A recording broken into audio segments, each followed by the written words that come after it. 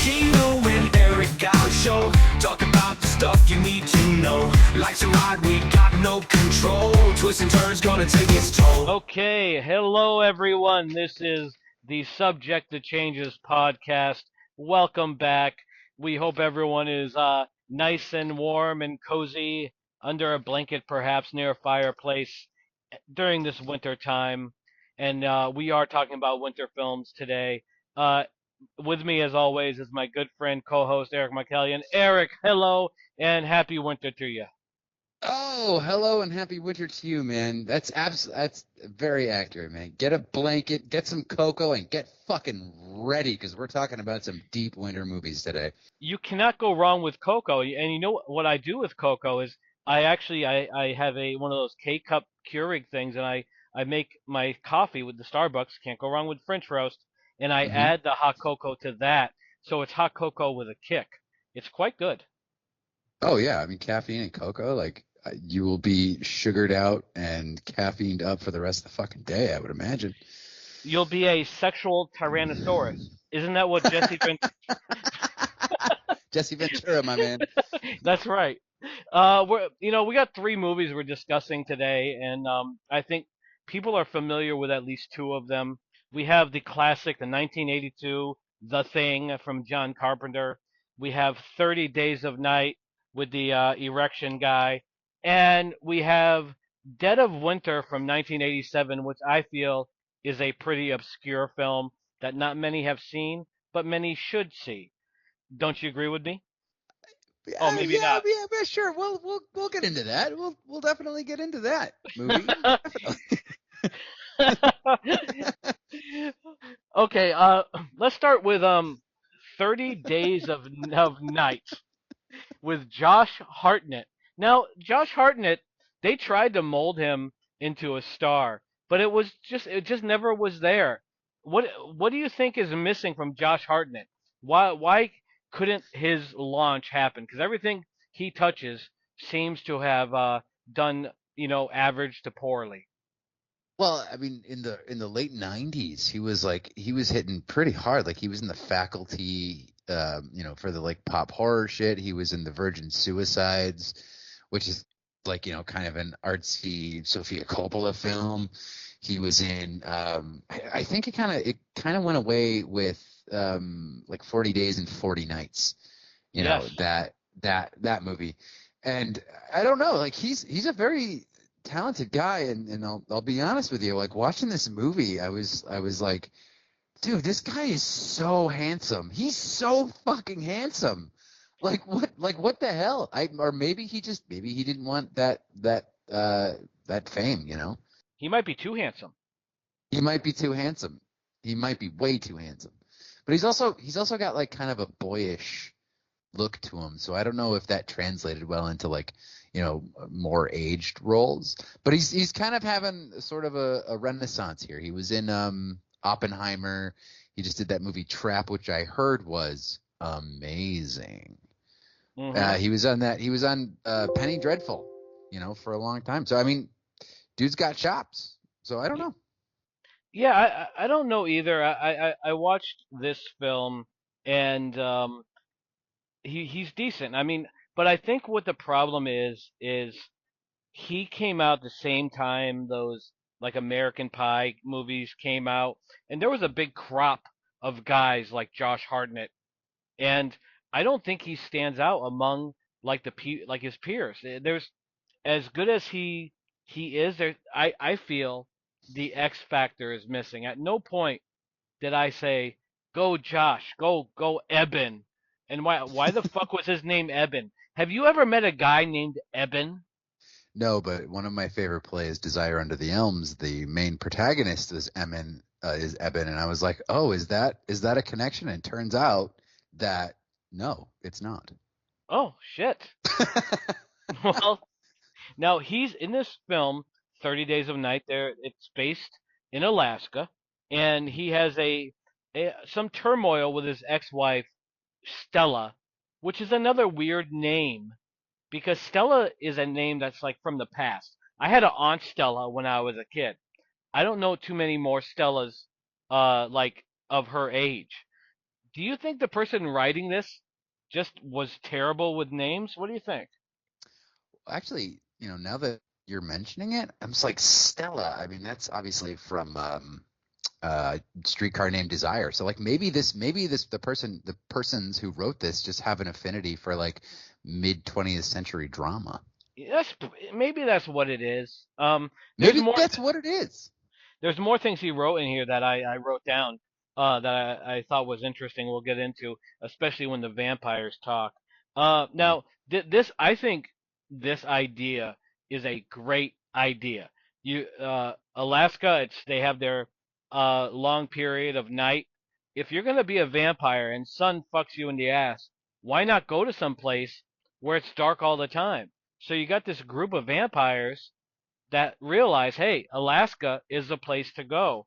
And I found that to be an awesome concept for a film, despite my thoughts about the film. What do you think? Yeah, I said that. I was like, this is a brilliant idea for a story or a movie or a comic book or something.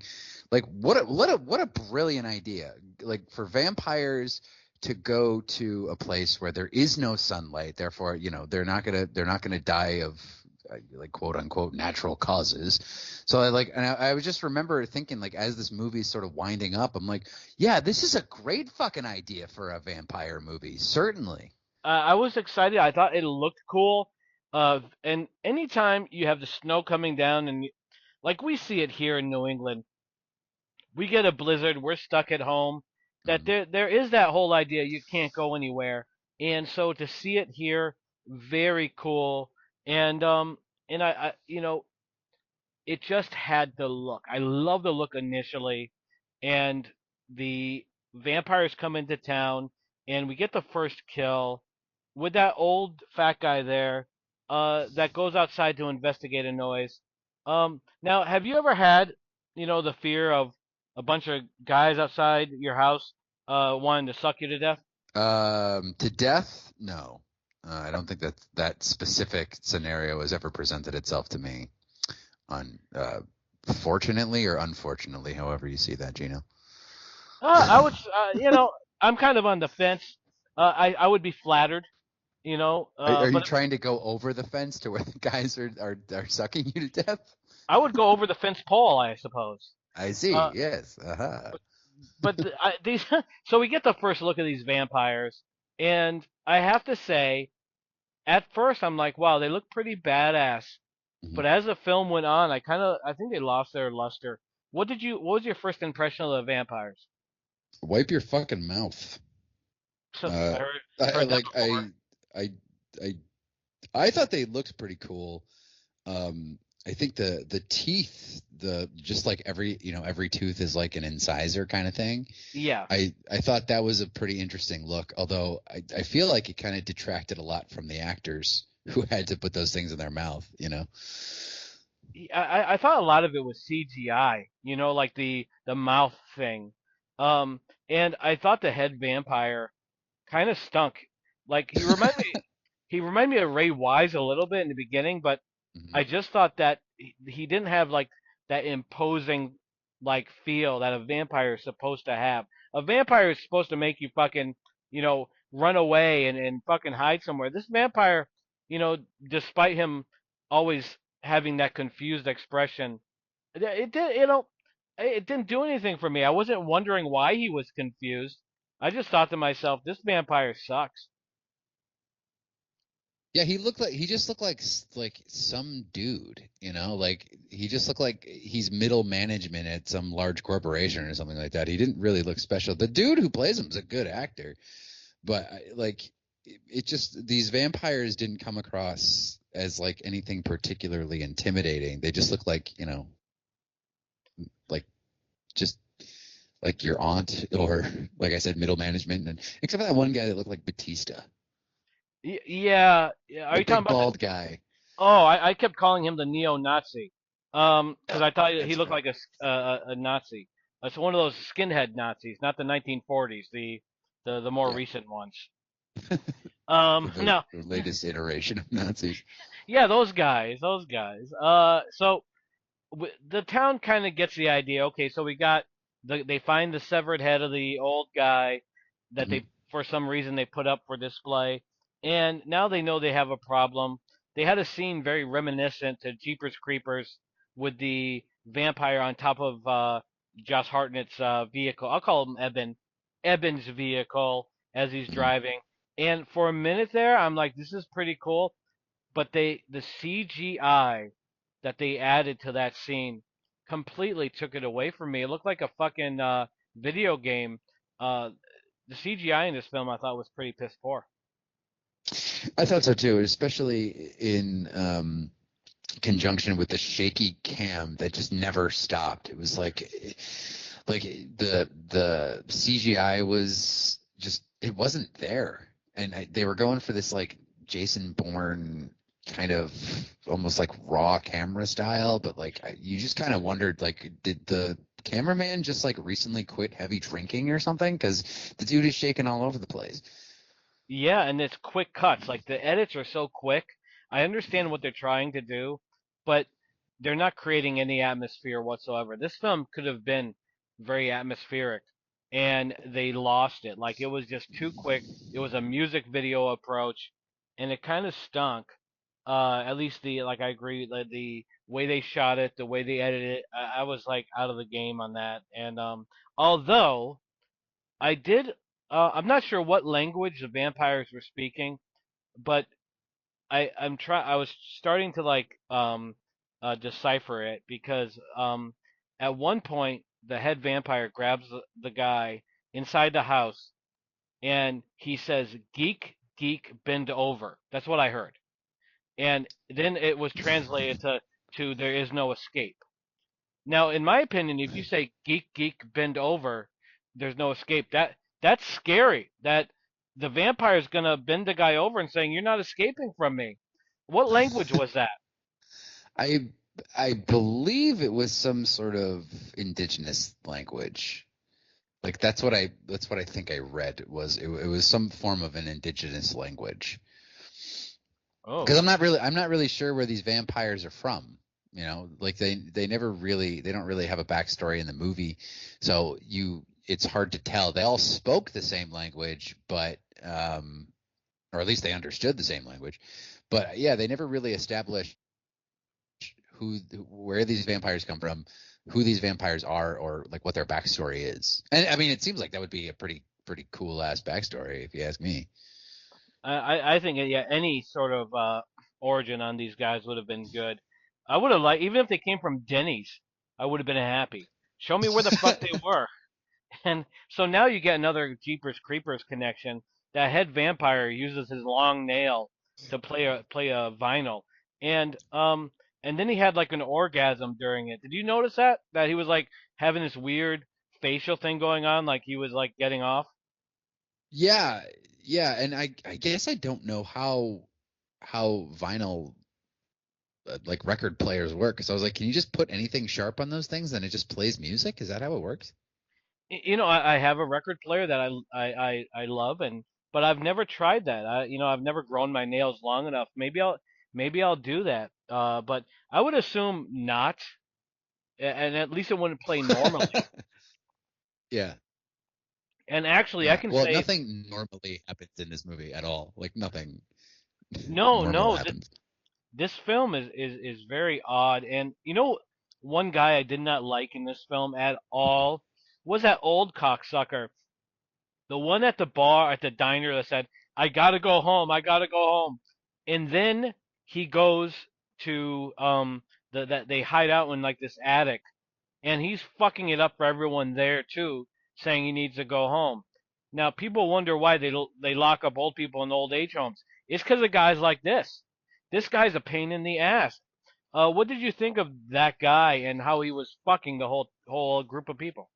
Actually, I thought that part was pretty interesting because he had dementia and he didn't know where he was. And I was like, wow, what an interesting like little grenade to throw into this group of people, like this person that isn't fully understanding of what's going on sort of moment to moment. And he caused a lot of tension and a lot of drama. It's like, when is this person gonna like sort of lose it, and they did. And I actually thought that was a pretty good element to throw into a situation like that, because it is sort of like you don't know what he's going to do, you don't know when he's going to remember things, you don't know if he's going to realize like from this moment to this moment where he is or what's going on, and he's just like, yeah, he starts freaking out. He's like, why am I in an attic? Where's my wife? He's like, mom's dead. And it's just like, I was like, all right, yeah, Oh it's wow. better See, than having it's better than having like a kid or something in there, because there's one child in this movie and they sucked. without question, that was terrible. And I didn't know that he had dementia. I missed that. I just thought he was one of those annoying old cocksuckers that you see at the grocery store that are trying to fucking debate over every price. You know, I can't I can't tell you how many times I'm like, I'll give the asshole the extra 10 cents to pay for his Vienna sausages if he moves the fuck along. Yeah, I mean that's why he kept saying like, "Where's my wife? Where's my wife?" And the son had to explain that like mom died years ago. Oh, oh, okay. I thought she left him because he refused to renew his subscription for Viagra. But No, I don't think that's why she left him. I think the oh, Lord took her into his bosom. oh, that's good. That's now we get a weird fucking statement in this film. As they're in the attic, as the vampires are killing everybody, one of the characters says vampires don't exist. Now, okay, I can understand if you believe that prior to seeing the vampires. But why would you say that if they're killing everyone and your uncle and you've physically seen them? Do you think or do you think it just adds to this film like, hey, this film is kind of stupid and this is another stupid line just to add on top of the others?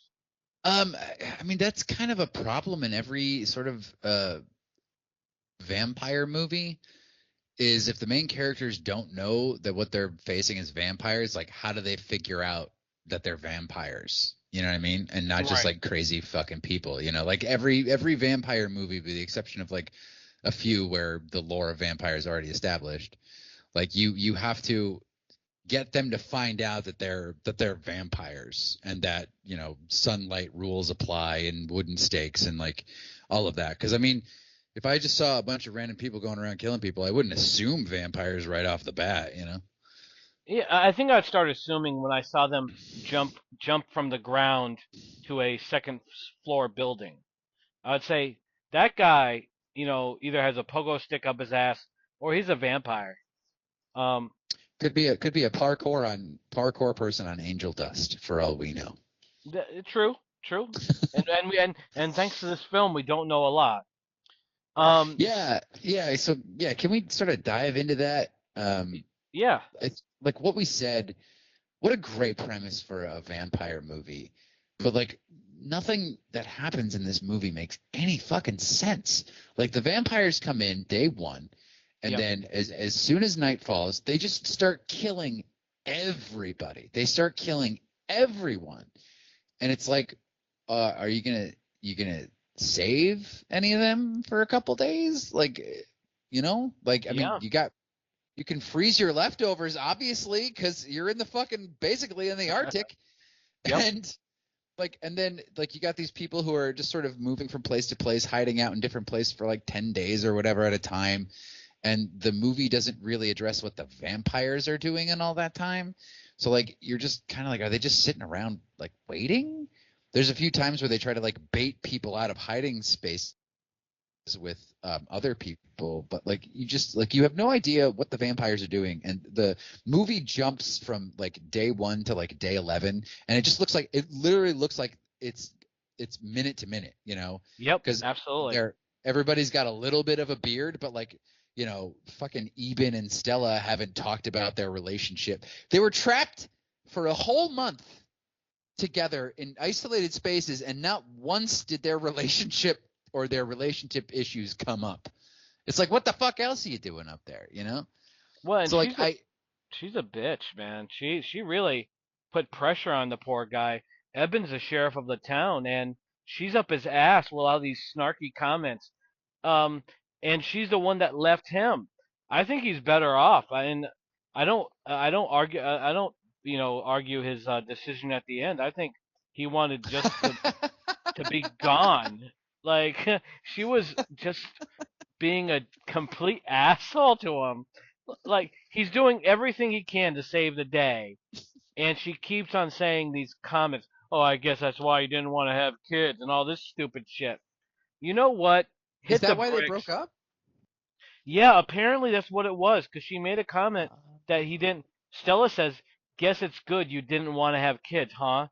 During this bullshit, like he doesn't have enough on his fucking plate as it is, and then he comes up with this, like he's trying to motivate the people, and this is what he says: um, "We have advantages. We know the town. We know the cold. We live here because no one else can. We live here because we can." Now, here's the thing. That's not a fucking advantage. You know the cold, okay, you know it. You also know it fucks you up. And you know the town, the vampires are going through this small town and killing everything in sight. None of this it would help me if I was with him. If I sat there and he's like, "I'm going to motivate you." There's no motivation here, but then he has Stella up his goddamn ass being a bitch, nagging the shit out of him. You know, what he should do is just stay home for 40 days and 40 nights, not have sex, because he's already gone through 30 fucking days of vampires. Wow, he's in these. Wow, how many movies is he in where it's about days? Because he had 40 days of an erection and 30 days of vampires. I don't know, man. I don't know, but this movie, these characters, like around like after like the first time jump, like man, all this shit just started falling apart, bro. Like Yes. what a wasted premise. And I think maybe this works better as a comic book or a more of a longer form story, but like man, like you didn't talk about your relationship issues for 30 days of being isolated alone together. Mm-hmm. You know, how do you go to the bathroom? What have you been eating?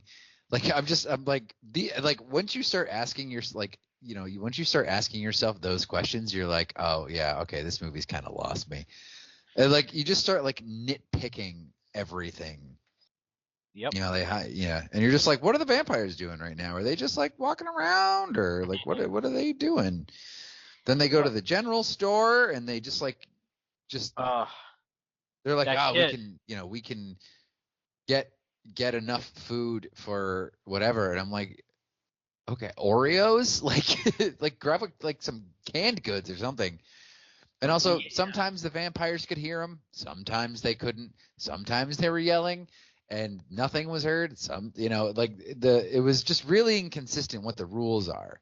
I think in a movie like this, like you have to have like stated rules. How this is how vampires hunt. This is how they find things out because I mean, like this town is like what, like 2 square miles or whatever, and like the Yep. vampires didn't find them at all. Well, if they thought that the town was empty, then why the fuck were they still there?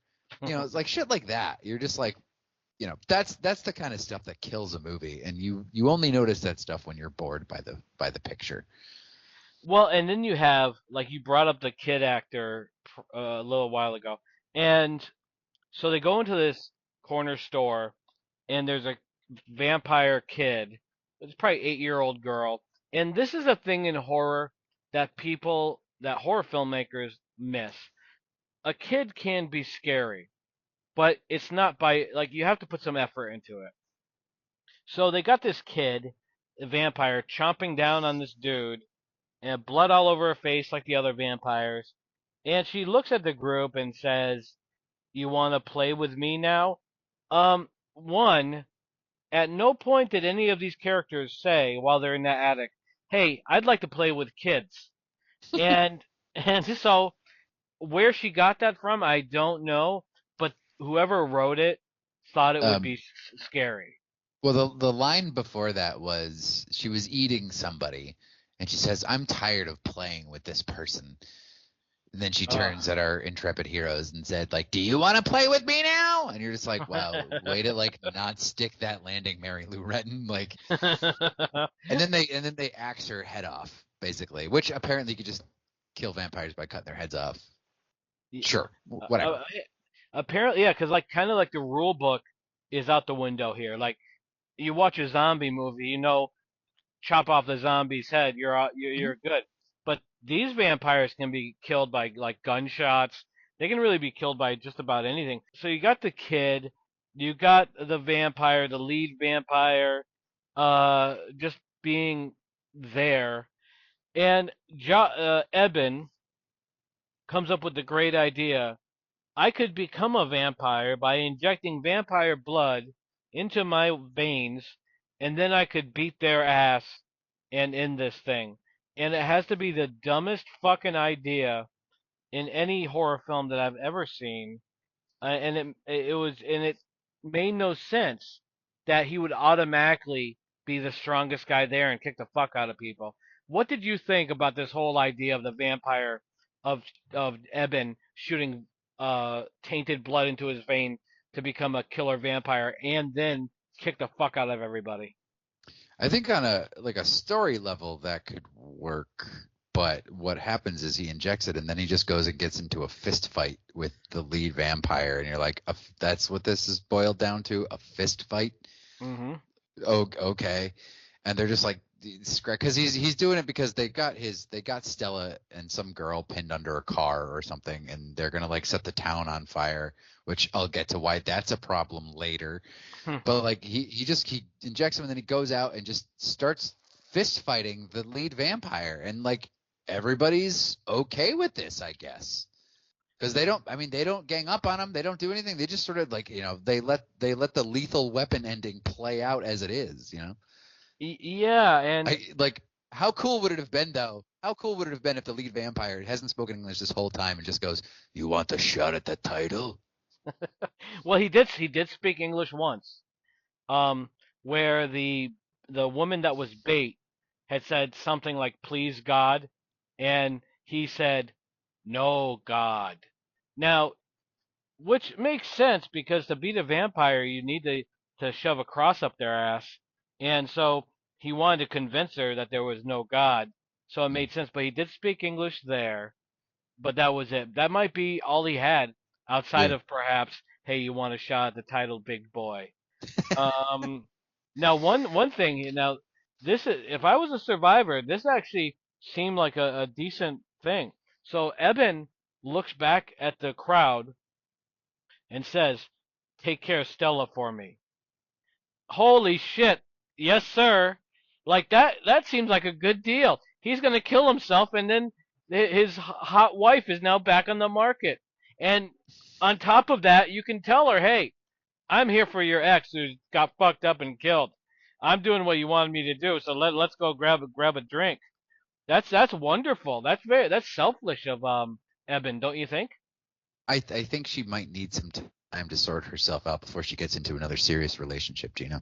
She's got a lot to deal with right now. She wants Uh, kids, and how many of those people in that factory that they wind up in want kids? We don't know. So we no, don't know if we she's don't. going to carry the same relationship issues into this relationship too. Well, would she want to bring kids into this crazy world where there's vampires?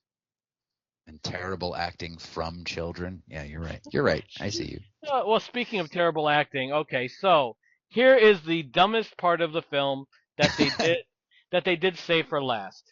Okay, so Eben is now a vampire, and they decide not to search for a cure, not to hide him until they figure shit out. Stella is going to rest his head in her lap and wait for the sun to appear and for him to die. And he screams. One, the CGI is terrible, which I was dying laughing. Mhm. But two, he died a screaming death. Now, that right there tells me Stella never loved him. Stella wanted him out of the picture, probably big life insurance, and that she thought of like it's the worst idea ever. Like like what would you do? Like if your girlfriend came to you and said, "Hey, I'm a vampire. Let's go outside when the sun's coming up so I can die terribly." Wouldn't you say, "Hey, no, let's think about this. Even if I have to lock you up with chains to stop you from killing me, there has to be a better way than letting you die in the most painful way possible." I would think so. And I also just sort of I was like, is he not hot when he's burning in the sun? Like does that not going to burn her too? Like again, this is what I was thinking while this movie was happening. I was like, shouldn't she be like in some sort of pain from like the residual burns from his skin? But I guess that's not a thing. I guess. Okay, sure, right, whatever.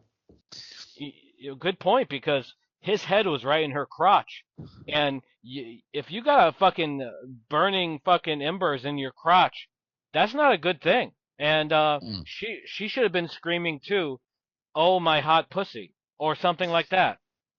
I'm Don't you? glad they didn't end on that note. That it makes me very relieved that they didn't go down that route. You know. Oh, I would have loved for the camera to pan from his face screaming and kind of deteriorating into ashes around to her face, Oh God, here we go. and her saying, "Oh my hot pussy, Oh, I'm glad you're dead." The end.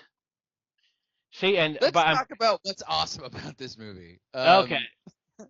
Mark Boone Jr. Do you know Mark Boone Jr.? No, I don't even know He Mark Boone Sr. he was the guy who he plays like a professional dirtbag in every movie he's in. He was in John Carpenter's Vampires Oh, as the guy with the long hair who gets like his body like torn in half okay. by the main guy. What's the I forget Valak by Valak. He Thomas plays the Ian Griffith. he's the guy in Batman Begins who's just like, I don't know where the drugs were. I swear. And the Batman's like, swear to me. And he's like the one, he's like hanging Yep. upside down and stuff like that. So Okay. like Yep. every movie he's in, he's just like a professional dirtbag. And like I mean, he was I really liked him in this movie. I love when he attacked the vampires with the snow chainsaw thingy. Okay. Yep. I Yeah. Oh thought that yeah. was Yeah. bad. Yeah. That was cool. And then he like blew up one of the buildings, but somehow a bomb went off right next to him, and he was like, I guess just kind of fine. Yeah. Unclear, unclear. But yeah, I thought that was awesome. There were some really good, interesting shots in the movie too, and Ben Foster was pretty good in his weird, small, Hmm. dumb role Yeah. as the guy who was like stuck in jail. You know. Yes. Yeah. The vampire punching bag. Yeah. He was basically working for the vampires till they turned on him. Um. Yeah. Overall, the film is watchable, and what's sad about it is that it was almost hard to lose with the idea they had, and they still found a way. Hmm. Um, I think Josh Hartnett he doesn't have it. Like there's a missing element there. Like you said, super handsome guy. He's got he's not a bad actor, Hmm. but there's something missing there. I couldn't connect to the Eben character as much as I felt for him dealing with that nag. Um, I I just was not there. I thought a better actor or someone with more of the it factor could have made this film work better. If they laid off the CGI when practical effects, we would have done better with it. It's just it just had problems, even though it had a great idea, great location, great premise. But anyway, Eric, Yeah, well, I mean, this is the guy who directed Twilight 3. oh wow, David Slade. He directed another movie called Hard Candy, which is a great movie. I don't know if you've seen it with hard Patrick. Hard Candy is a fucking awesome movie. Yes. Oh yeah, Dis- same director. disturbing, disturbing, Oh, very but disturbing. you know what? It hits a very important topic that's very prevalent, and very fucking cool film. And but it's not a. It's kind of like what's that movie? Bones, with the young girl that got raped and killed. Bag of Bones. Lovely Bones. Lovely Um, Bones.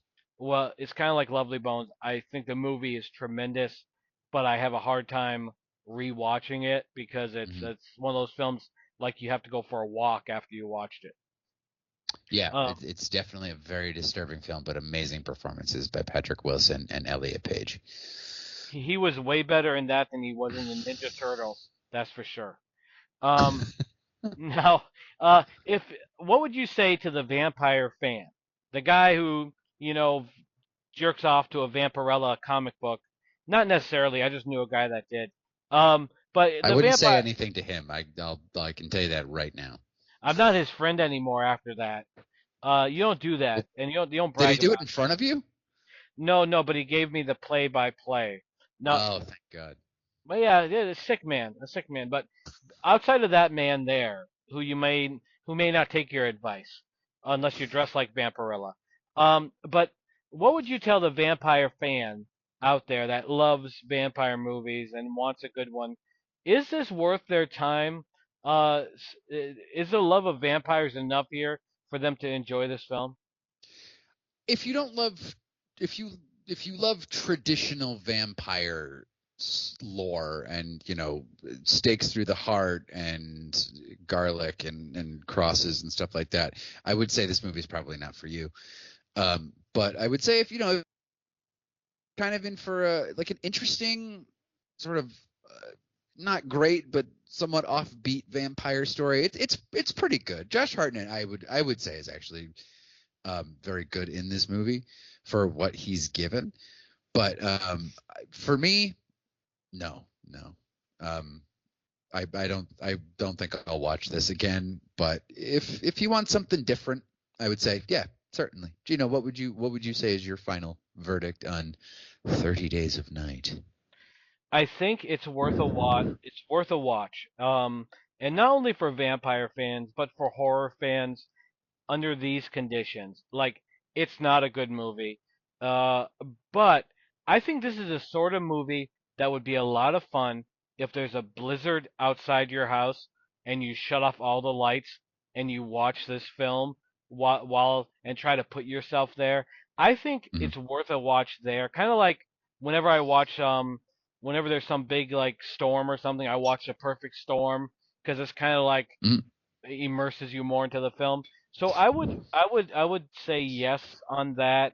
And as far as vampire fans, I'm not really a vampire fan, so um, I have no reason to watch this again. But for just the snow and the monsters, ah, you could do a lot worse, a lot worse. So yeah, What if watch I it. would say if you want something similar to this, but is much more drawn out, has as a much more in-depth emotional story, I would say watch Midnight Mass on Netflix. That sort of is it's an isolated town with a monster in it, and it's much more emotionally charged, much better acted, much better written. That is a great fucking series. Have you seen Midnight Mass? I have not, and now that you mention it, I need to check it. Holy God, it's an amazing show. But yeah, I would say check that out if you want something in a similar vein to this. But do you have any favorite vampire movies? I do. The John Carpenter vampires ranks up there. Certainly, Near Dark is another one that I really enjoy. Um, but vampire and also Salem's Lot. Part of it's nostalgia, part of it's because I really love the book. I throw that in there, but I'm not really like a vampire fan, and so but Near Dark I've always enjoyed. Um, and um, and of course John Carpenter's Vampires I think is badass. But but yeah, yeah. Overall, like Dracula and all that shit. For the most part, you know, keep it. Uh, I like other monsters much better. Give me the fucking creature from the Black Lagoon. That's the shit I like. Gillman has escaped. Run for your life. That's fucking badass shit, man. How about you? Vampire movies? Well, obviously John Carpenter's vampires and Near Dark is great, but uh, uh, with starring a person in the next movie, Fright Night is actually a very good vampire film. Oh shit! You know what? That's Fright Night. It's almost it transcends vampire movies. It's just better than a vampire movie could ever wish to be. So I forgot about that one. Yeah, add that one to my list too. All right.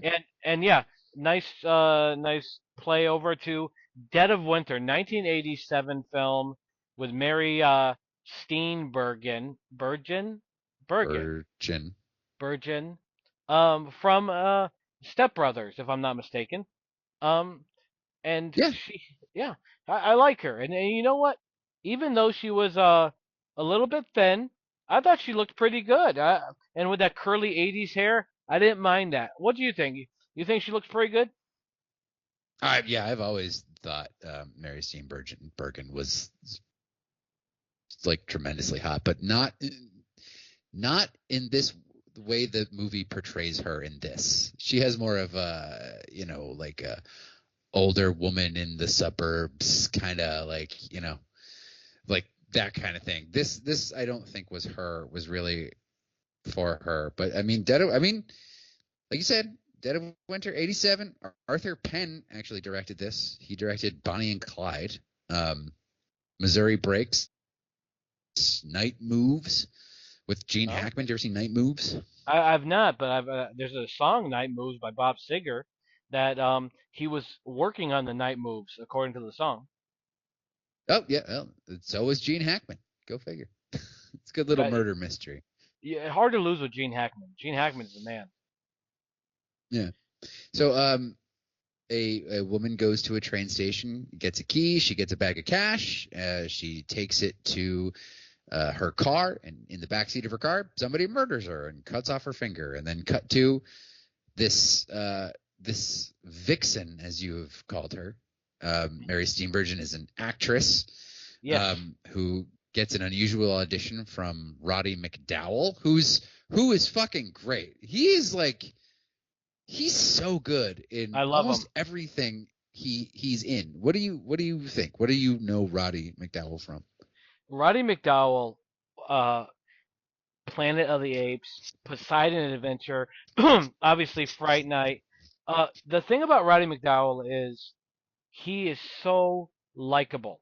Like there's something about him that you just I think like I always bring up Drew Barrymore because like I think Drew Barrymore is probably a wonderful person and it Mm, comes out in her roles. I think Roddy McDowell is the same way where every movie you root for him, with maybe the exception of this one as it goes on, but he's so good.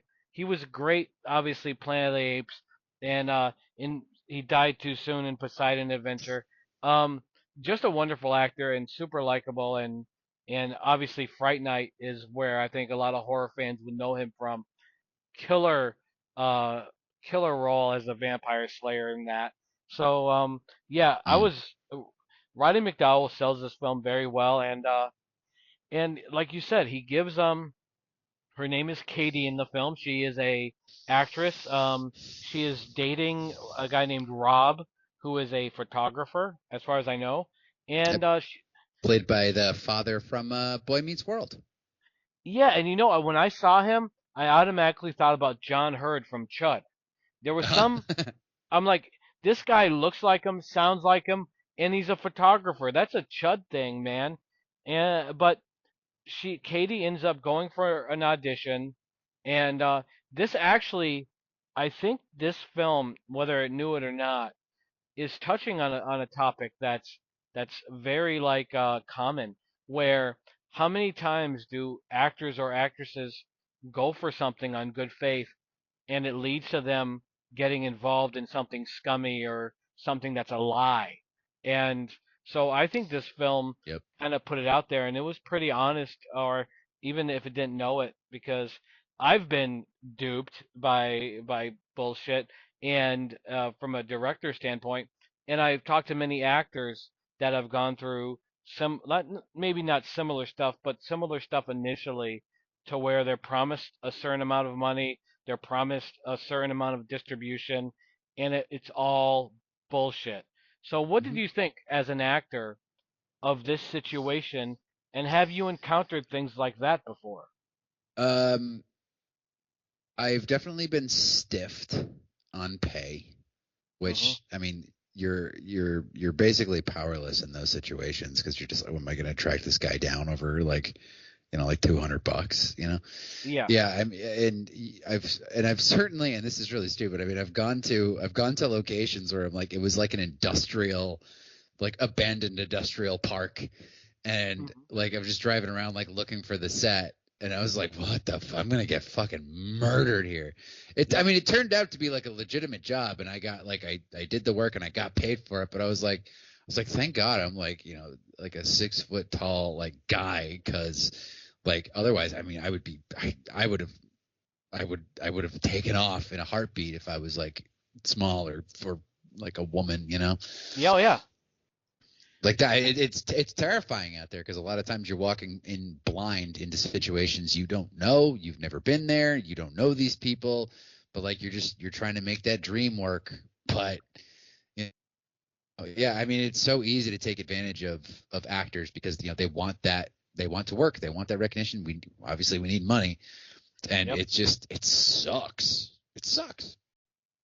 This is a thing with, like, unfortunately, a lot of actresses that I've known personally and that I've spoken to over time have gone through a great deal of bullshit with sexual harassment and this whole um, power thing where, you know, I hate filmmakers that go into this game that that are doing it for power or doing it for ego, and then they see an actress and, like you said, like, you're playing with people's dreams where you're taking someone in and you're showing them the golden ring, and you're only doing it to kind of like get something from them. And it's really disgusting, and it's something that this film, Dead of Winter, kind of understood that there is that power dynamic where Katie goes and meets with Mr. Murray, played by Roddy McDowell, and he has all the paperwork, he has the promises of money, and all you have to do is come with me to this remote place and audition for this big wig, and then you could have this great role, which is the name of the game. You know, it's so I don't blame Rob, Katie's boyfriend, for kind of objecting to her going because he knows, like, that there's creeps out there. So, um, what did you think of Rob objecting to her going? Do you think it was concern for her safety, or do you think he was kind of concerned that she would succeed and leave him? I think no, I don't think it was she was going to succeed and leave him. I think it was just genuine concern. I mean, they were married, and like she was sort of complaining that like you know his leg was broken and he wasn't working as a photographer or something, and they needed money. And this guy, you know, Roddy McDowell comes along, whose name was what was it again? Mr. Murray. Mr.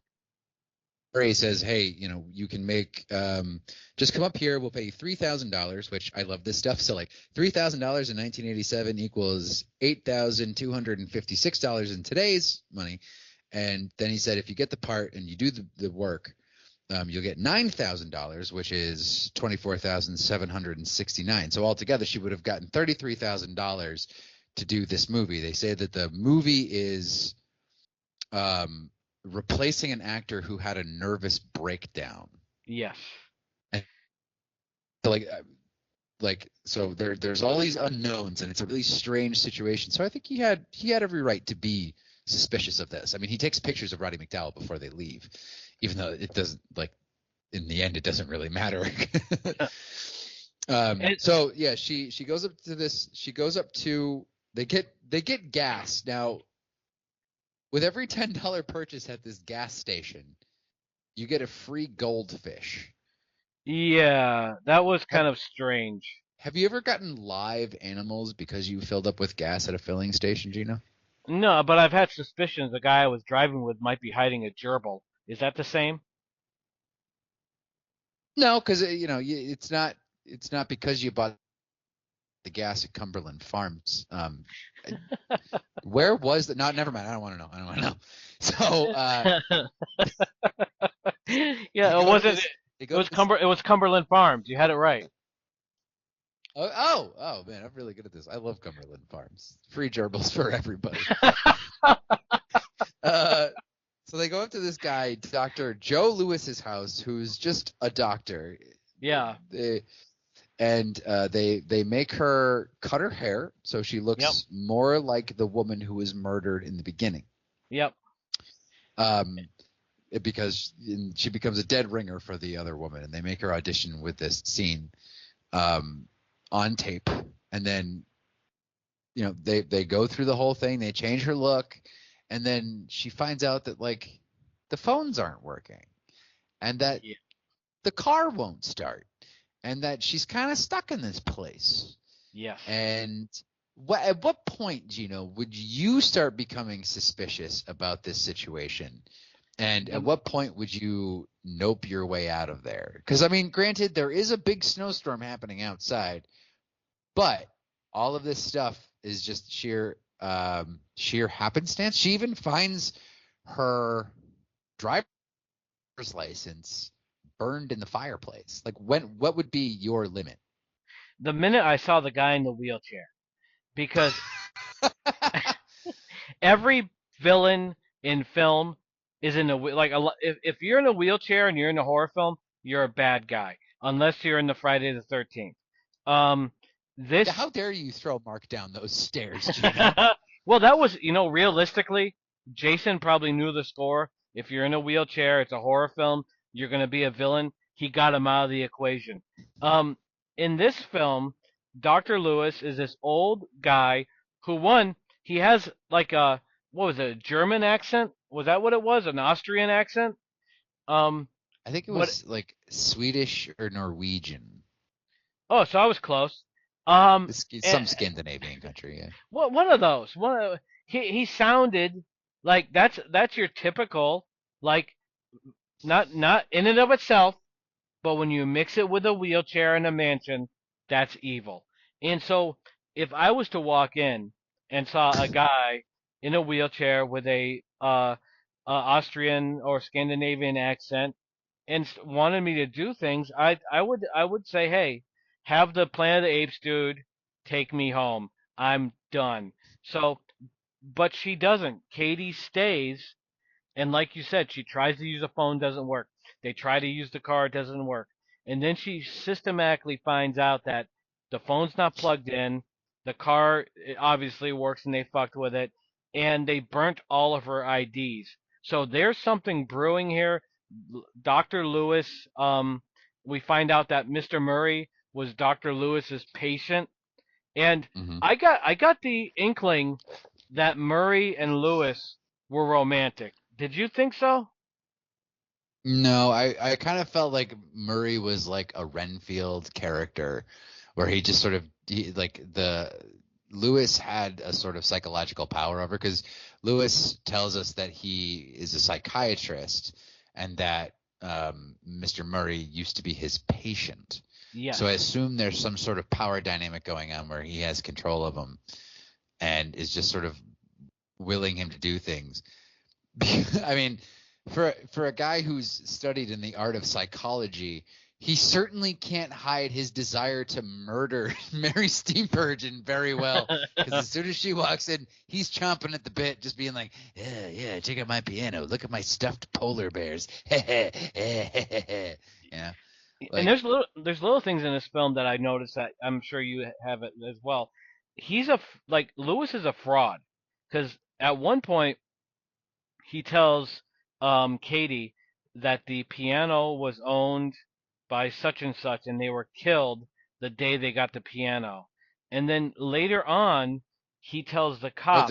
Was that the chessboard? That was the chessboard, and it was the President William McKinley. Yeah, so he's told the same story with different people to both people. And at one time, like, I don't know if you caught it, they were taking down paintings and packing them up.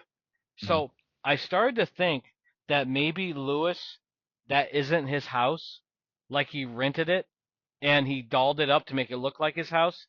And maybe everything about Lewis was a fraud just to get this money that he's trying to blackmail, that we find out later on. What do you think? Do you think that he was a big fraud, like, through and through? Well, I mean, certainly. I think he was probably really a psychiatrist, and it might be his house, because he's got that piano.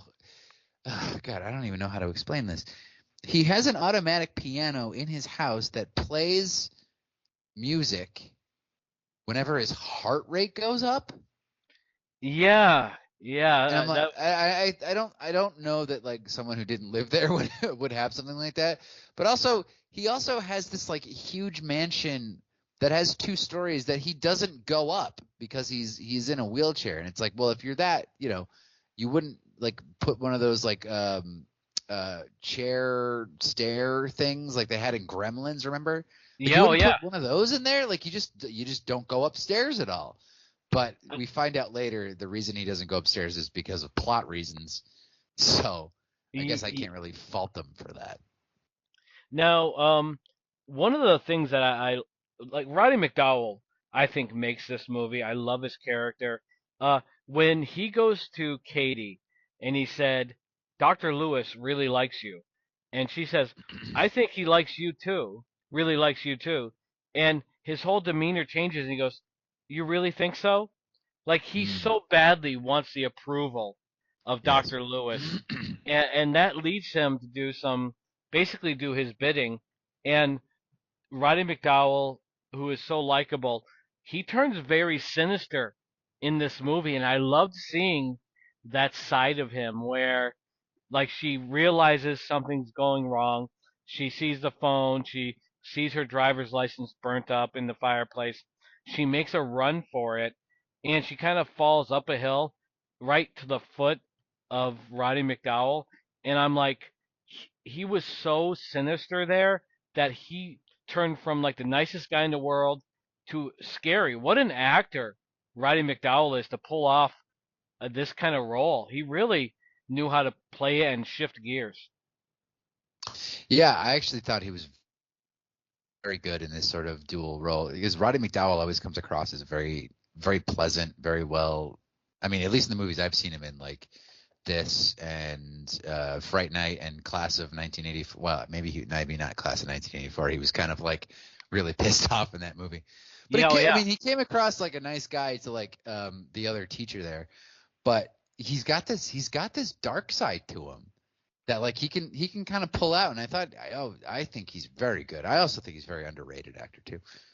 The part where they were drugging her with the hot chocolate and he wanted to give her more, like the look on his face of joy, like it really was amazing that like Mr. Murray not only wanted to please Dr. Lewis, he also found joy in her like in the whole like system they had built of killing people and I'm not sure if it was all just pleasing Dr. Lewis that made him happy, but he seemed to enjoy the misery of those that they exploited. Yeah, I mean maybe it's just sort of like he'd suffered in his life and maybe he's a bit of Schadenfreude and it takes joy in other people's suffering and maybe that's why Lewis hired Roddy McDowell.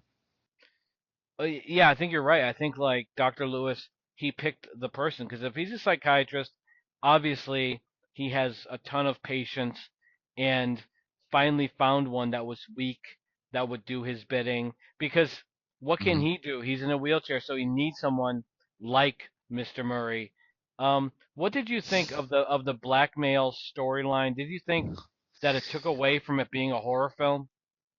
Um, I mean, I guess they needed a reason to do the things that they were doing. So the basic premise is they're replacing the girl who was murdered in the beginning because she has a rich sister who witnessed. No, the rich sister married a dude for money, murdered her husband, and inherited all the money. The girl who was murdered in the beginning was her sister, and she apparently saw it and had evidence against her. But then the rich sister had her killed, and then they bring in Mary Steenburgen as Karen, the actor, because she looks like the sister, to say, no, your sister's still alive. We're going to continue to blackmail you. Yes. Um, I mean, it's a kind of convoluted plot, and that's literally they just in one scene explain it just like that, and it's like okay, Yeah. All right. So rich sis. I have no. Okay. Fine. It's like, to me it was literally that convoluted. Like, fine. But this is sort of where the movie starts falling apart for me, because she tries to escape. They cut off her finger. Yes. They bring her back. They cut off her finger while she's sleeping. She finds a phone, and instead of calling the police, she calls her husband, who can't do jack shit for her because she has no idea where she is. Right. Yeah, that was Um, kind of stupid. and then Roddy McDowell finds her on the phone in the attic and like cuts off the phone line. And then like she just like, the first thing, they give her hot cocoa and she just drinks it. Yeah. Like, this Yeah. is after she tried to escape and they grabbed her and brought her back. Like, she's just accepting drinks from them, and I'm like, oh, okay, all right. Like, Jesus fucking Christ. Like, and it's not like they were threatening her. They were just like, would you like more cocoa? And she's like, no, thank you. And like, Yep. she's just, and then obviously it's drugged, obviously, Sure. but like, and I'm just like, all right, you fucking lost me. Like, what the hell is? And this is when my nitpick brain started coming back, and I was like, all right. And at that point, it kind of hit me that like Mary Steenburgen, Bergen, we should just decide on one. Is it Bergen or Bergen? I'll leave it up to you. Bergen is fine. I Okay. can live with that. Mary Steenburgen literally could kick the shit out of either of these guys anytime that she wanted. Yep. Like, love Roddy McDowell, man, but he ain't winning a fight with the wind. You know, I agree. like she could have just like anything. She could have just like taken both these guys out, no problem. But she just sort of like is one of those like helpless feminine. Oh, I can't do anything for myself. Yeah. Yep. Yeah, and it's also when the acting started going pretty south too. So I forget, the cops come for some reason. Yes. Why do the cops come? When she hangs up with the husband calls the cops. Oh, and yes. and that gets the cops there. And the cop actually did a cop thing, even though they didn't do it. Like, Lewis is trying to convince him, this is my patient. She's just having an episode. And one of the cops is like, all right, let's get out of here. But the other cop is listening to her. So I found that refreshing, that the cops weren't complete idiots in this, that at least one of them was like, let's explore what she's saying. Let's go to the attic and see what we can find. Unfortunately, the cop that didn't want to do it to begin with was the one that went. So he barely looked at anything and came back down and said there was nothing. So I thought that was kind of fucked, but I did like the fact that the cops weren't easily duped, and that he actually tried to figure it out. And you're right. Yeah. Why would she give in to drinking anything from these assholes who are obviously looking to kill her? Mary Steenburgen, um, she she is maybe 100 pounds, 110 Yeah. pounds, maybe. And so I would take her chances. I would like her chances against the guy in the wheelchair who's in his 70s. Mhm. She'd win that one. But I still think Roddy McDowell, just being physically stronger, like against another guy, Roddy McDowell would get fucking toasted. But against a 100-pound female that's not, as far as I know, MMA trained, he would probably be able to control her physically. So maybe he was a threat, as small as he was. But the guy in the wheelchair, for him to be the final boss in this movie, that kind of stunk, you know, because he wasn't scary. He's barely hobbling up the stairs after her. He's already got a knife in his fucking back, and what's he gonna do? What's he gonna? He's 80 years old. So at that point of the film, I was like, this guy, man, anyone could take him and throw him down a flight of stairs without much trouble. Bad final boss for Dead of Winter. Yeah. But also, another thing with the cops though is like they cut off her finger and they tell the cops that she cut off her own finger, right? Yes. And no, like, hey, do you need to go to the hospital? Like, do we need to take you like to the hospital right now? You just cut off your own finger this morning. Should we take you somewhere? Like these Right. fucking idiot cops. And also, if I'm Mary Steenburgen, like I'm gonna attack the cop, man. Get her fucking arrested. Whatever. Get me the hell out of that house. Try to take his gun. yeah. Something. Like do something. But she just kind of like sits there and goes like, "Oh, nobody believes me." You know, I'm like, "Fucking A." A lot of this movie kind of depends on our heroine being kind of a dumbass, and Yep. she was. She was for sure. And then so they bring the bad sister Evelyn. Yep. To the house to tell her that their sister's still alive and she's upstairs. But then Mary Steenburgen as Katie makes it look like she's disappeared. Roddy McDowall goes looking for her, and there's just some really bad ADR as they're outside the house, like looking for Katie. Like, yeah. Well, go, man, go catch her. She got to be around here somewhere. I don't know where she could be. Oh, you know, and like you're just like, oh, okay, well, come on, Arthur Penn, like you directed fucking like Bonnie and Clyde, man, get your shit together.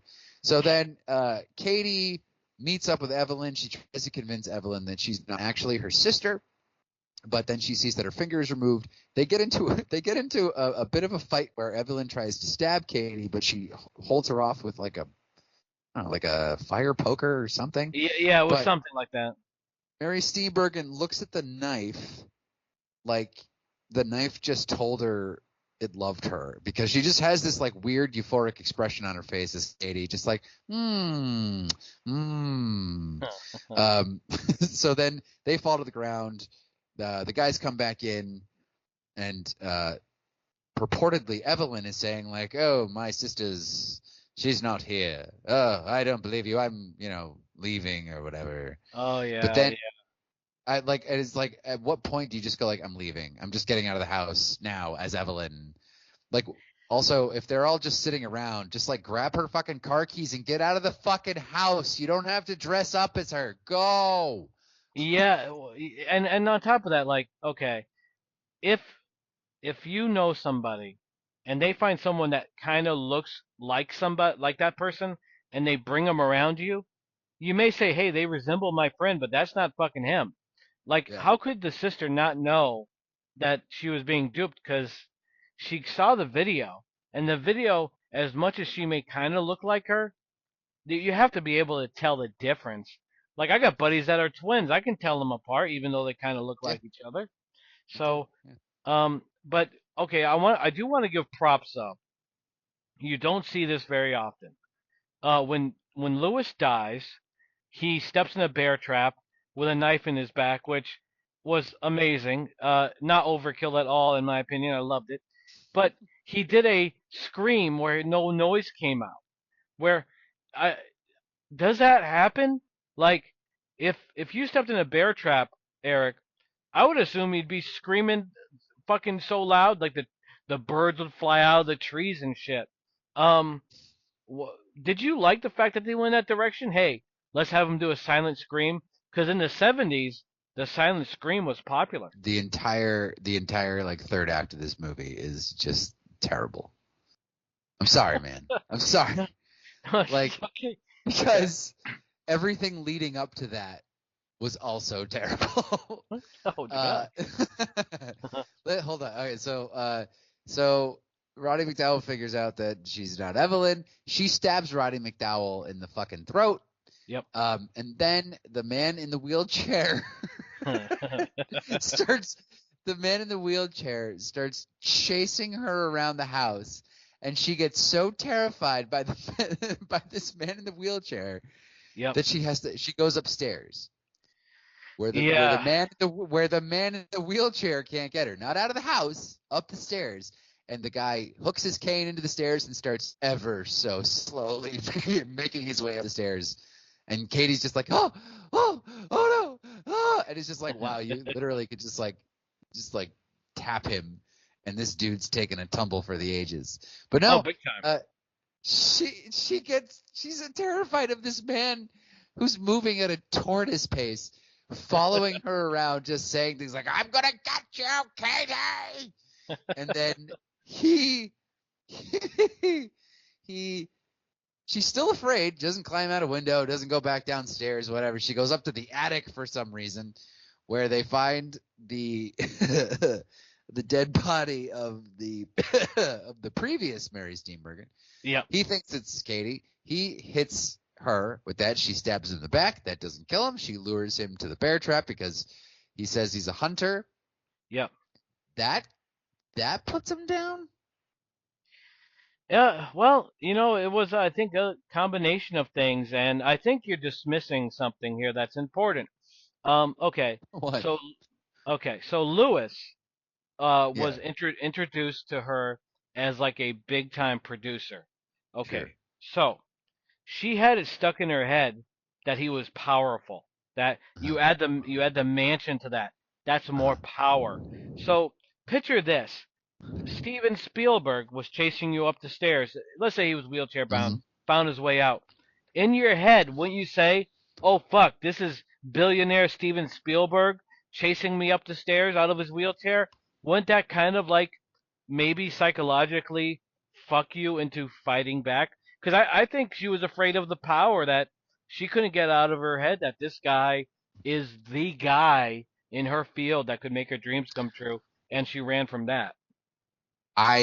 I think that the idea that she was auditioning for a movie is long over by the time we get to the guy pulling himself up the stairs at a snail's pace. Like I think we've established there is no movie. I think Hmm. she knows that. I think this is just bad screenwriting. But Uh, you're right. Terrible, terrible final boss in this movie. yeah, it was. It was a not a good final boss, and there wasn't. I'm trying to think. I don't think there was no last scare, was there? Where after he died, he was just dead. Yes. There was. Oh Oh, shit. yeah. He falls down and then he pops back up again with his arms straight over his head, like doing a full sit up, being like, "Whoa," and then falls Ah, right back yes, down. that's Oh, right. God. Okay, so Dead of Winter. Okay, so Eric, would you say that this is a good film to watch if it's snowing outside and you're looking for a scare? Uh, would you recommend this movie for Roddy McDowell and the overall production? Yeah, I would. Um, it's, it's if you're not taking it seriously, it's fun. This isn't Miss Mary Steenburgen was horribly miscast. Roddy McDowell he's always good. He's always a win. And the guy who plays Joe Lewis is um well, he's there. He he he he really plays that wheelchair very well. I'll give him that. Gino, this Yes. was your recommendation, so you tell me, should we recommend this to other people? What's the level of love for Dead of Winter? A resounding yes. I love this movie. I think it's, I think it could have been much better. They started to find their rhythm with the suspense, the not being able to get anywhere, the fact that she was, 110 pounds and Hmm. had to deal with two guys, even though one was wheelchair bound. Um, I liked the way it was going, the blackmail thing. I think if they went with something more macabre, it would have played out better.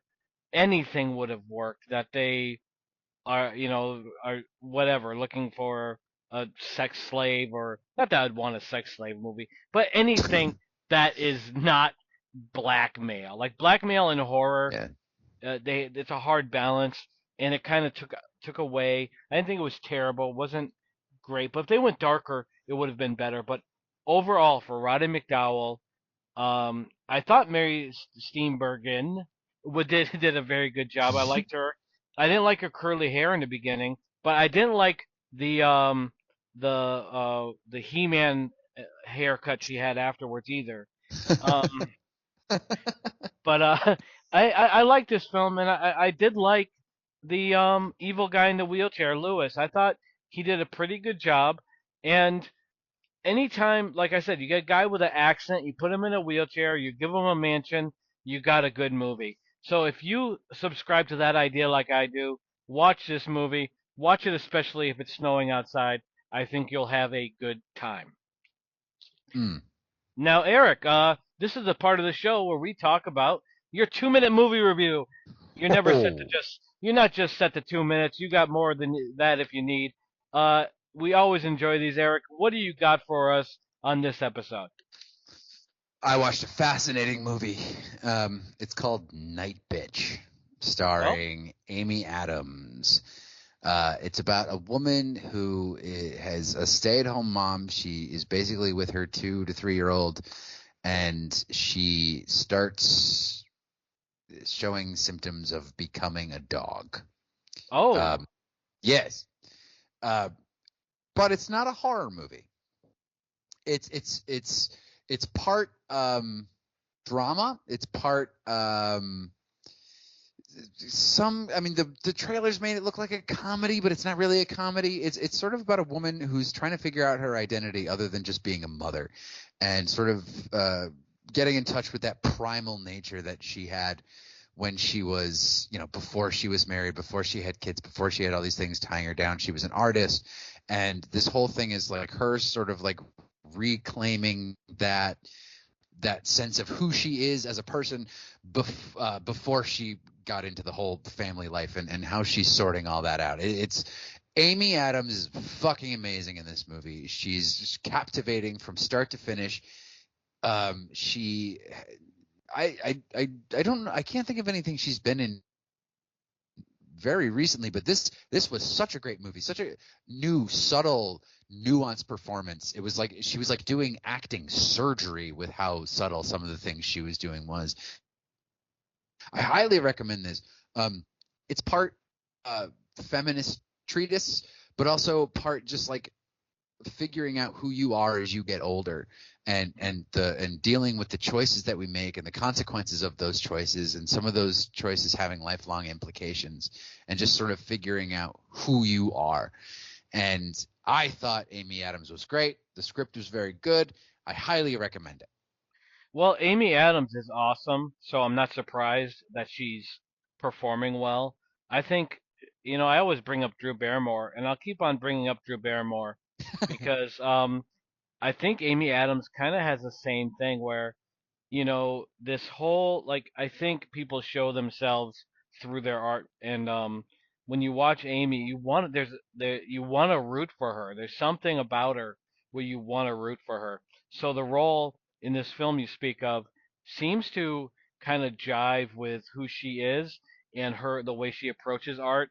So I'm very compelled by that idea, and I'm not, like I said, I'm not surprised she did well, but yeah, it's something that I'm interested in. I think that she obviously rocked the role. I'd like to check it out. So thank you for that, Eric. That's a very good recommendation. I look forward to checking Amy Adams out in that. I'm sure she Yeah, killed it. it's on No, Hulu and Disney yeah, Plus. this we definitely saved the best for last. Okay, so all right, now we are on to the third film, which I don't think there's any argument here is the best of the three. The 1982 John Carpenter, Kurt Russell, The Thing. Why don't you tell us what is the thing about there, Eric? What is the story? Thankfully, it's a very short story. So, a an outpost in Antarctica is beset by an alien that is a shape-shifting alien. Yes. Um, it was based on a novel by John W. Campbell, Who Goes There, which is a really interesting short story. Have you read it? I have not. It's very hard science fiction. It's very much about scientific process and things like that, and it's very interesting. It was made into a monster movie in the 50s called The Thing from Another World, And John Carpenter decided that he wanted to remake it, but he wanted to sort of go back to the source material about the shape-shifting thing, whereas in the 50s, the monster was just sort of like an existential Frankenstein kind of thing. Yeah. And so these guys are slowly, one by one, taken over by this alien, and the few people who are remaining, including Kurt Russell, who was born in Springfield, Massachusetts. Yes, he was. Hometown hero. And they sort of systematically go about destroying the outpost just to kill the alien. And that's basically the whole premise.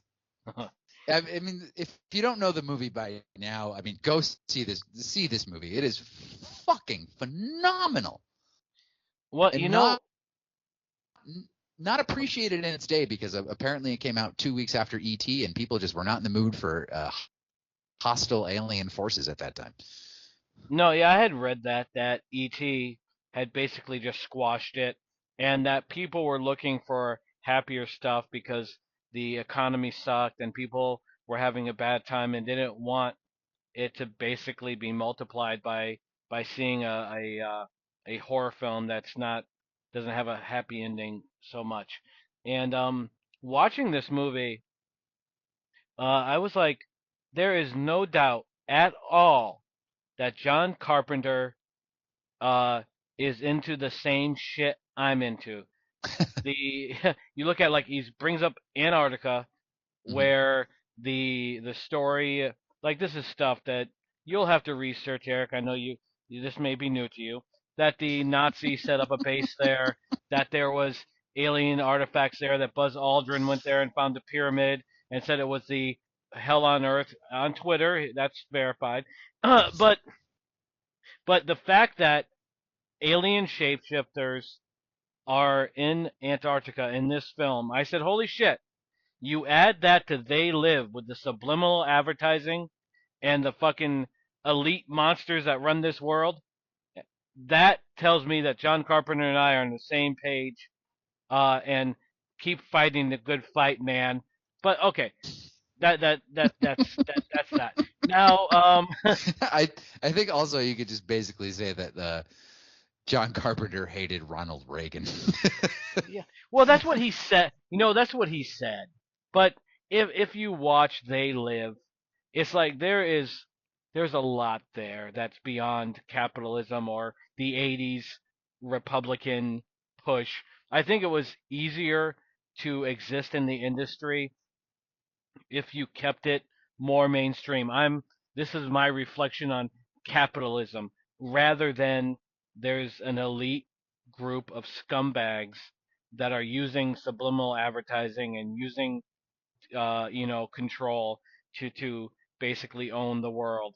So, I think John Carpenter was telling a lot more than he would admit to, in especially these two films. So yeah, that's how I feel, and I'm sticking with it. But All right. so we have in the beginning of this film, a dog is being chased down by a Norwegian, and that's weird because Norwegians are peaceful people that are known primarily for their good cheese. Did you know that? I did not know that. Did they invent like Limburger or something? Oh, I don't know, but when I saw the guy from Norway chasing down the dog and being violent, when I think Norway, I just think of peaceful people. I don't know why. And so I looked it up, and it said that they are famous for their quality cheese. So Oh. maybe I need to look more into it to see what kind of cheese it is. But as far as I'm concerned, if you make good cheese, most likely you're a peaceful person that would not kill a dog. Yeah, I would say that checks out with everyone from Wisconsin and everyone from Switzerland. Yeah. There you go. I rest my case. Actually, I mean, if you are Norwegian, then this movie was sort of spoiled for you in the very beginning, because the Norwegian says basically the whole plot of the movie. It's like, that's not a dog. It's an alien thing, and it just looks like a dog. Kill it. Yes. Oh, and just like that's what I think is so clever about this movie, is it takes its time sort of with the tension, and but if you're pretty savvy, you can figure out what's going on, because now the opening scene of the movie sees an alien ship land on Earth, presumably like hundreds of thousands of years ago. Yep. I think, and I mean, correct, I mean, tell me what you think, but like Sure. I could have done without seeing the alien land on the planet, because I think this movie holds up well enough where like the mystery of what's going on could be super fucking interesting if you don't know necessarily that what they're dealing with is an alien right off the bat. Yeah, I agree, and I think the special effects just were not good with with. I mean, the practical effects are awesome, but whatever they did with that flying saucer in the beginning, it looked like shit. And and I'm with you. I think the mystery, you know, where shooting the dog, finding the videotape of them finding the UFO underground, that would have been way more impactful. I think maybe they were trying to get attention early because aliens are always popular. But I'm on the same Mhm. page with you that they should not have done that. It took away from the film. Yeah, and like the opening is so interesting with the helicopter chasing the dog. They're trying to shoot the dog. They land at the U.S. base, the Norwegians do, and they start trying to kill the dog. But then the Americans kill the Norwegian, and Yep. they take the dog in, and you're just sort of like, I mean, maybe this is a modern sensibility, but just the idea of like just being dropped into this situation without having any previous knowledge of what's going on, like that would be so impactful for me, at least, just being like, what the fuck is going on? Why are they trying to kill that husky? And Yep. then just sort of like all hell breaks loose. And specifically the part where the dog gets put in the cage with the other dogs. And then, oh my God, I can't, like, how do you even describe what happens? The dog's face opens up Yep. and tendrils come out and start taking over the other dog and like pulling it in and spraying it with some kind of goo, and then like another head sprouts up, and then the dog, like the fucking thing goes all the way up to the ceiling, and then you start seeing all the other like creatures that it's integrated into itself. Oh my God, what a sequence, man. It was Oh, awesome, and you know what I appreciated about this film was, God. as much as it was awesome visually with these gory special effects, the conversations between the characters was so like compelling. And when Kurt Russell brought up Chariots of the Gods, I'm not. Have you read that Mm. book? No, I haven't. Oh, great book, great. It's basically just speculation on, how we got here, our origins. Is like biblically, what was written, was it some sort of interpretation of alien visitation? And Mm-hmm. it's a very good book, and the reason I bring it up is because it is exactly what would be the conversation with people of what are these things, and trying to explain like just how they got here, how we're here. I thought it was done, that conversation. I rewound it and listened to it again because I'm like, that's just good writing. And for John Carpenter to kind of tap into something that was super popular too at the time, the Chariots of the Gods, it fed into the film, it fed into the alien craze at the time, and the dialogue was just good. The actors were good. This film, despite it underperforming at the cinema, um, this film checks every box for a horror film. You're stuck. You can't go anywhere. This beast, or this creature, or whatever it is invading, and it can be anything. It can pretend to be one of your friends. This is this is top tier stuff. You know, I don't think I gave this film enough credit. I'd always said it's a good Carpenter film, but you can't compare it to his top films. After watching it again, I take that back. This is right up there with They Live. This is up there with, Halloween. This is a killer film.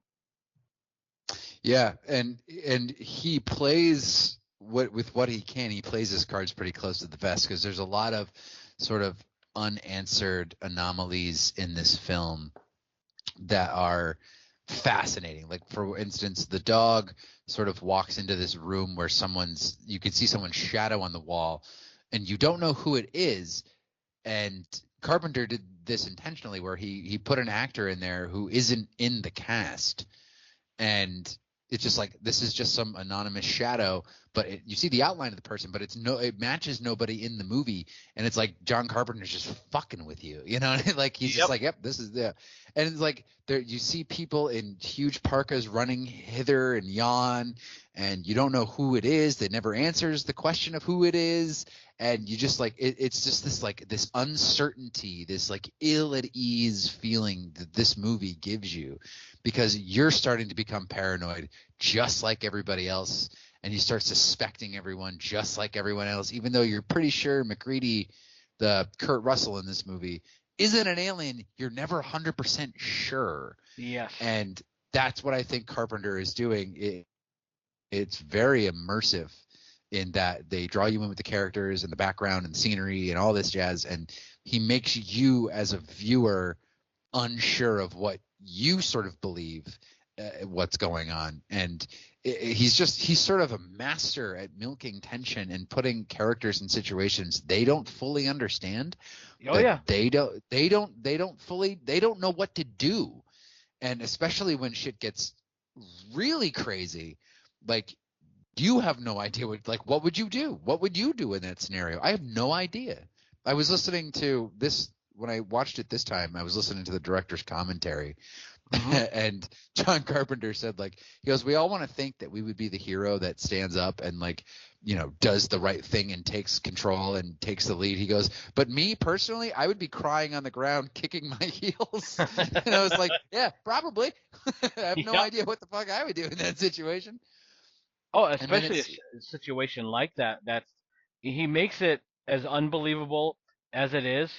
Like, he makes it believable because, like I said, bringing in like the chariots of the god things gave it more of a structure, because now, like, it made it like into a mindset where a lot of people believe that. So when they add that to this story, it makes it easier for you to put yourself into the situation. It makes it unbelievable situation believable, if that makes any sense.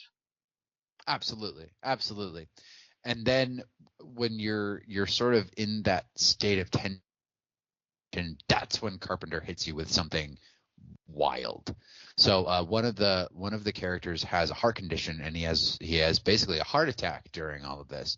Yes. And probably the most famous scene of the movie, they go to use a defibrillator on the guy who's had a heart attack, and all of a sudden, like, as like this massively tense moment is happening, he's going to use the defibrillator one more time, and the guy's chest and stomach open up, forming this like giant, like almost like Venus flytrap set of teeth, and bites the doctor's arms off. Yes. And then you're just like, holy shit. So they they set fire to the thing, and then his head pulls itself off, falls to the ground, turns into like a crab creature with eyes poking out the side of its head, and it starts crawling away. And the characters in the movie are just like, are you fucking kidding me? or like, you've got to be fucking kidding me. And then they like, and all they're doing, they're just setting everything on fire that like they even suspect is alien in nature. Oh yeah. And that like, scene. what a like. Oh my god, with the spider head, that thing was creepy as fuck. And I was wondering, maybe you can at least get your input on this. These alien creatures were not what was flying the ship. Like, I think whatever the thing is was probably like a parasite that came from another planet and probably killed the aliens and was released by the humans, because there's no way that these like unsophisticated things could make that spaceship and fly it. What do you think? That's the thing. I don't know. You know, it assimilates things on a molecular level, And I know there are some weird parasites out there that like, and this is true. They can like burrow their way into the mind of a different species of animal, whether it be another like insect or something, Yeah, and it can basically control them like zombies.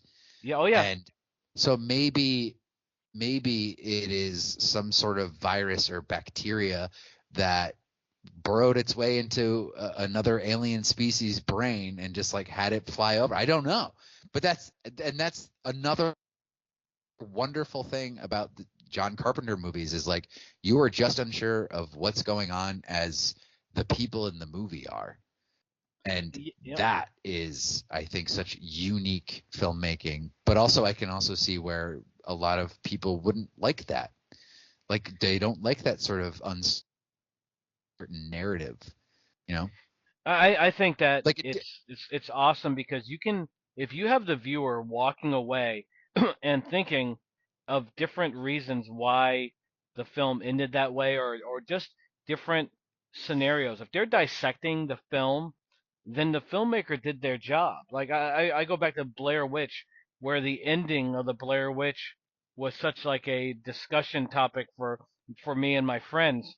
And I'm like, if a film can get you talking about what could or what couldn't have been, and creates a debate of sorts, then it's done its job. And I think The Thing totally did its job because at the end of the film, I sat there and I began thinking about like everything about the film, and especially I kept thinking of like the gray aliens. They must have got fucked over too. You know that they're hmm fucking coming from wherever, Mars or wherever, and they're flying here, and they're like, hey, this is gonna be fucking cool. They got those cool gimmicky T-shirts we can buy, and then they land and they're like, who the fuck let that roach thing in here? And then the Greys die, and then they're frozen forever, and then the humans unleash them. So spend a lot of time thinking about this, and that's what a film should be. A film should not always have to tell you, hey, dude, this is what the story is. Let the person use his imagination. That's what it's there for.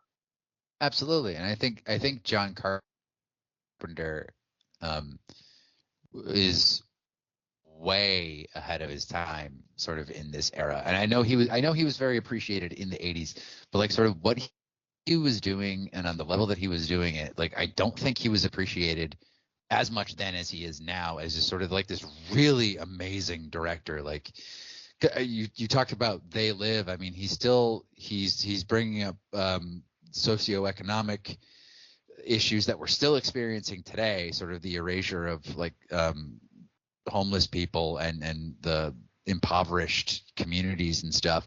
And he's bringing up this paranoia and this spread of disease and like people not trusting each other and how everybody thinks the other one is infected. And this was, I think, they made this before sort of the AIDS epidemic. Yep. But I mean, I mean, you could apply that in certain ways to COVID, where it's like, do you have it? Do I have it? Like, what, I'm not sure of what's going on. I'm not sure what this is going to have an effect on me, or how it's going to change me, or like if I'm going to live through it.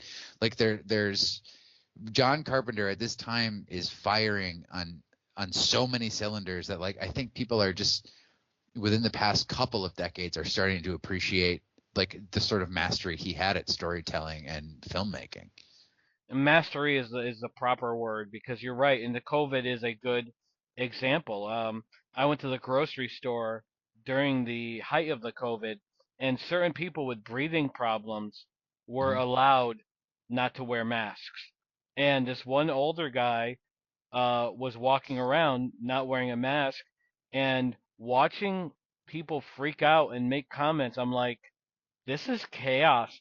But it comes down to like Carpenter understood that, and you can make the connection to The Thing because you can't trust anybody. And the two strongest uh, personalities with Keith David and Kurt Russell Mhm. going head to head in this, and it was so compelling to watch this film play out because you don't know who has it, and he does leave it open ended. You don't know if if Keith David or if Kurt Russell is the thing now.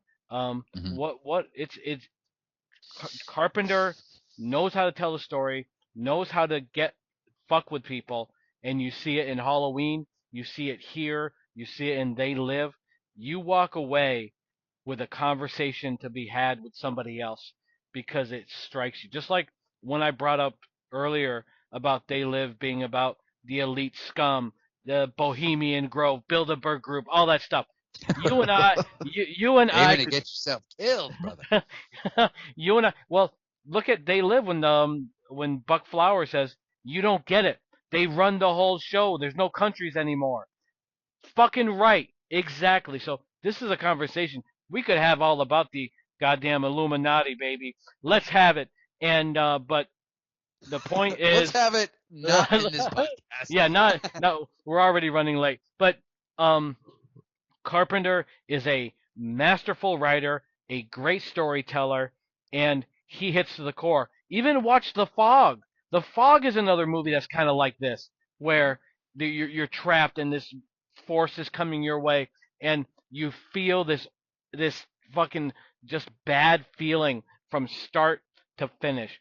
Carpenter nails it. The Thing nails it, and I take back every single thing I said in the past because I haven't seen The Thing in probably 15 years, and I used to say it's good, not great. I take that back. Yeah. This is fucking great stuff, and I appreciate it now more than ever. Well, What a scary, tense movie. I'm glad I could guide you towards it, my man. But of course we can't talk about this movie without talking about the amazing special effects by Rob Bottin, who Oh my God, yes. when he in this movie, I think he was about 23 years old, and this man was basically doing most of it by himself with running his own team, and he put so much thought, so much art, and so much effort into every single bit of stuff that could very well be unappreciated because a lot of his stuff was only on screen for a couple seconds, but like the creativity that went into just morphing this thing into other things and how it blends and how it takes on aspects of other creatures and how all of this, and he worked so hard for so long that at the end of it, dude had to go to the hospital because from exhaustion and had to Wow. get like IV fluids and shit. If you're interested in sort of filmmaking, I would highly recommend the behind the scenes footage of The Thing. They go in depth on where it was filmed, how it was filmed, all the special effects, creature makeup, everything like that. Just what an amazing film, and every single time I watch it, I get something new out of it. Yeah, yeah. It flew by for me. Like the other two films that we watched for this episode, 30 Days a Night and Dead of Mhm. Winter. Um, they went by the regular movie pace, not terribly fast, not terribly slow. It was okay. The Thing flew by, and it's because like the special effects are through the roof, fantastic. But beyond that, the storytelling, the writing, the pacing, the score, everything about this film is fantastic. John Carpenter knocked it out of the park, and it's a shame that a shitty movie like E.T. could have make so much money, and The Thing, a great alien film, like this alien in this film would bend E.T. over and split him like firewood, and anyone that went to go see E.T. and learned about this movie later probably kicked themselves because um, you may not know this from what I just said, but I think E.T. really sucks. Mm, But The Thing is so good. It just came out at the wrong time. I think, yeah, had it come out later, it probably would have done a lot better. And it just did everything right. Practical effects is always the way to go. Storytelling, character driven, and the infighting between the characters was so good. And it reminded me of the film The Beast Must Die. Have you seen that? no, what's that one about? The Beast Must Die is about a bunch of people that are at a mansion, and one of them is a werewolf. And Oh, word. oh, it's good.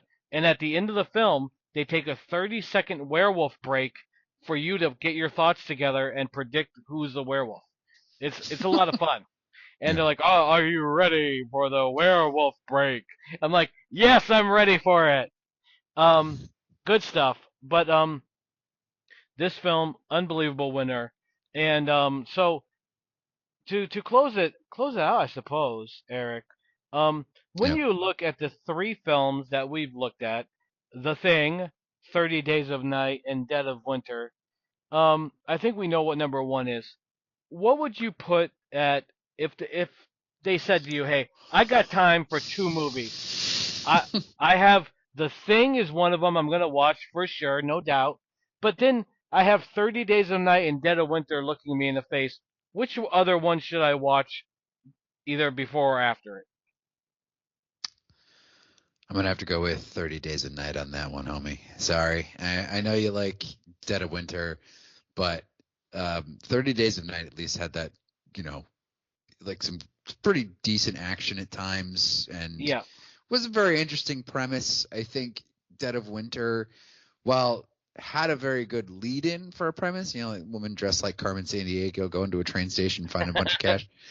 yes, I don't think it held up as long as 30 Days of Night did. So I would say 30 Days of Night. Dead of Winter, if you know it's snowing outside and you want to just get high with your friends and just watch a relic of its time. yep. I would say go with 30 Days of Night, then Dead of Winter. Do you know what's your order? Amazingly, after watching them collectively, I think 30 Days of Night is the way to go. I think it's slightly like it's more entertaining. I think Dead of Winter is a better movie, but I think for entertainment value, Dead of Winter, Mm. or I'm sorry, 30 Days of Night is just more entertaining. It's stupid. It's it's irritating at times. It's not well written, um, but it's got enough silliness and action and gore to lead you into the thing. Like, so if you're, it's like warm up the oven before you stick in the turkey. You know what I'm saying? That you you gotta 30 Days a Night is turning that oven to 375. The Thing is the turkey. And then if you want leftovers, Dead of Winter um, is the way to go, although you'd be disappointed after watching The Thing. After The Thing, basically you just shove the TV, go to bed, because you're not going to beat it. Um, Great stuff all around, Eric. This was fantastic doing a winter wonderland of horror. What do you think? I think it's great, man. I love a good movie on a cold, snowy day, and so I just thought that other people might enjoy that too. And yeah, just get cozy and put on The Thing and nothing else. You know what? So true. And we want to give a shout out to those that are following us and listening to us and rant and rave about the films that we love and that we hate and that Eric and I torture each other with. That th- this is something, Subject to Changes podcast is something that uh I think I can speak for Eric. We both love very much so. And we hope you enjoyed this episode of horror that involves snow. It's now, now, now that I'm thinking about it, maybe we should have maybe we should have added dead snow, but we already went over 2 hours our allotted time. So Eric, any final thoughts or final comments to our listeners? thank, thank you for listening to our horror and snow podcast. No, well, hey, I mean, Valentine's Day is next month, man. So maybe we'll reroute into something else for a little bit. Yeah, Horror we and snow. Yeah, I love it. well, in the end, yeah, we never know where we're gonna go. And once again, everyone, stay warm. Keep cuddled up. Stay in front of that fireplace.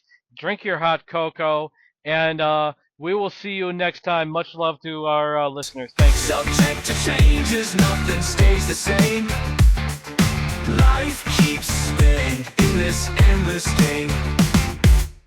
Grab your worries, throw them to the flame. Stay tuned